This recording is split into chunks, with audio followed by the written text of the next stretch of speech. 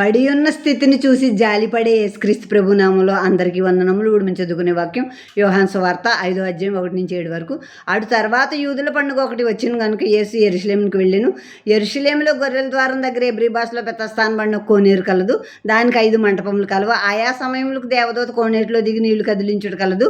నీరు కదిలింపబడిన పిమ్మట మొదట ఎవడు దిగునో వాడు ఎటు వ్యాధి గలవాడైనా బాగుపడిన కనుక ఆ మండపంలో రోగులు, గురుడివారు, కుంటివారు, ఉసకాలు చేతులు గలవారు గుంపులు గుంపులుగా పడి ఉండి అక్కడ 38 ఏళ్ళ నుండి వ్యాధి గల ఒక మనుషుడు ఉండేను. యేసువాడు పడి ఉండి చూసి వాడు అప్పటికి బహుకాలం నుండి ఆ స్థితిలో ఉన్నాడని ఎరిగి స్వస్థపడగోర్చున్నావా అని వాడిని అడుగ్గా, ఆరోగ్య నీళ్లు కదిలింపబడినప్పుడు నన్ను కోనేటిలోనికి దించుటకు నాకు ఎవడనూ లేడు కనుక నేను వచ్చినంతలో మరి ఒకటి నాకంటే ముందుగా దిగునని ఆయనకు ఉత్తరం ఇచ్చాను.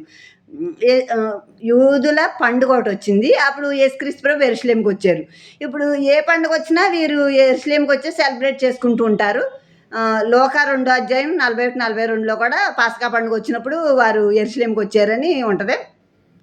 యేసుక్రీస్తు ప్రభు యెరూషలేముకి వచ్చారు. యెరూషలేములో గొర్రెల ద్వారం అనే ఒక ద్వారం, ఒక ప్రాంతం పేరు అది గొర్రెల ద్వారం. అక్కడ ఎబ్రీ భాషలో బెతస్దా అనే ఒక కోనేరు ఉంది, నీళ్లతో నిండిన ఒక కోనేరు ఉంది. ఆ కోనేటిలోకి ఒక దేవదూత, ఆ కోనేటి చుట్టూ 5 మండపాలు ఉన్నాయి. ఒక దేవదూత ఆ కోనేటిలోకి దిగి ఆయా సమయాల్లో నీళ్లు కదిలిస్తూ ఉంటుంది. ఆయా సమయాలు రోజుకోసారో 2 రోజులకోసారో మరి ఆయా సమయాల్లో నీళ్లు కదిలిస్తూ ఉంటుంది దేవదూత.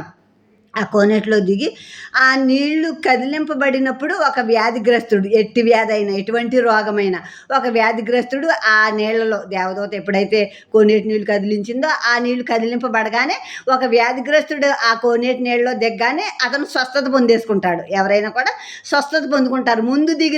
ముందుగా దిగిన వాళ్ళే నీళ్లు కదిలింపబడినప్పుడు ముందుగా దిగిన వాళ్ళు ఎటువంటి వ్యాధి అయినా వారికి స్వస్థత వచ్చేసి నయమైపోయి బాగుపడిపోతారు.